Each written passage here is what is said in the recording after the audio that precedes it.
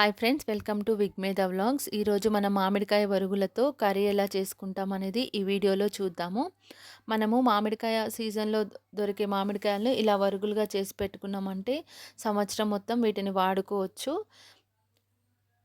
ఎప్పుడైనా మనకి ఇంట్లో కూరగాయలు లేనప్పుడు, మామిడికాయలు తినాలి అన్న ఫీల్ వచ్చినప్పుడు కూడా మనం వీటితోటి కర్రీ ప్రిపేర్ చేసుకోవచ్చు.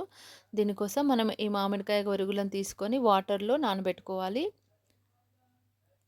ఒక 1 అవర్ అలా నానబెట్టుకుంటే మనకి వరుగులనేవి ఇలా మెత్తగా తునిగేటట్టుగా నానబెట్టుకోవాలి. ఇవి మంచిగా ఇలా నానిన తర్వాతకి వీటితోటి కర్రీ ప్రిపేర్ చేసుకోవాలి. దీనికోసం స్టవ్ వెలిగించుకొని పాన్ పెట్టేసుకొని ఆయిల్ యాడ్ చేసుకోవాలి.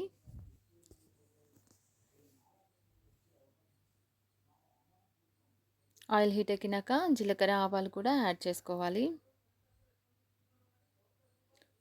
ఇవి కొంచెం చిటపటలాడుతున్నప్పుడు దీంట్లోకి సన్నగా కట్ చేసినటువంటి పచ్చిమిర్చి స్లైసెస్ని యాడ్ చేసుకోవాలి. అలాగే సన్నగా కట్ చేసినటువంటి ఆనియన్స్ని కూడా యాడ్ చేసుకోవాలి.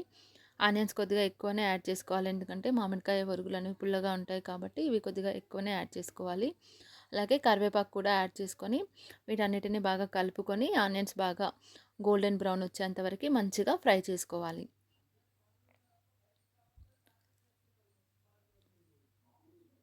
ఇలా మంచిగా ఆనియన్స్ అనేవి ఫ్రై అయినాక దీంట్లోకి కొద్దిగా పసుపు, అల్లం వెల్లుల్లి పేస్ట్ యాడ్ చేసుకోవాలి.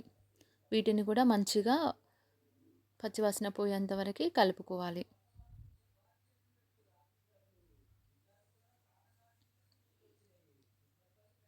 ఇలా మొత్తం అంతా కలుపుకున్నాక మనము నానబెట్టుకున్నటువంటి మామిడికాయ వరుగుల్ని యాడ్ చేసుకోవాలి వాటర్ లేకుండా. ఆ వాటర్ అలాగే ఉంచుకోవాలి.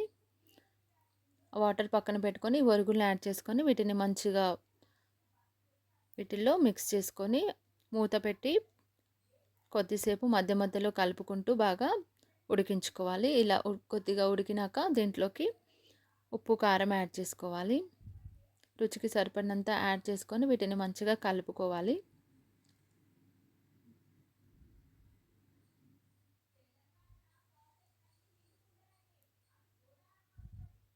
ఇప్పుడు మనము నానబెట్టుకున్నటువంటి వాటర్ ఉన్నాయి కదా, ఆ వాటర్ అనేవి దీంట్లో యాడ్ చేసుకోవాలి. వాటర్ యాడ్ చేసుకొని ఇవి మూత పెట్టుకొని కొద్దిసేపు కుక్ చేసుకొని వాటర్ అంతా చిక్కబడేంత వరకు కుక్ చేసుకోవాలి. ఇలా చిక్కపడినాక దీంట్లోకి కొద్దిగా ధనియాల పొడి యాడ్ చేసేసుకొని కలుపుకొని స్టవ్ ఆఫ్ చేసుకోవడమే.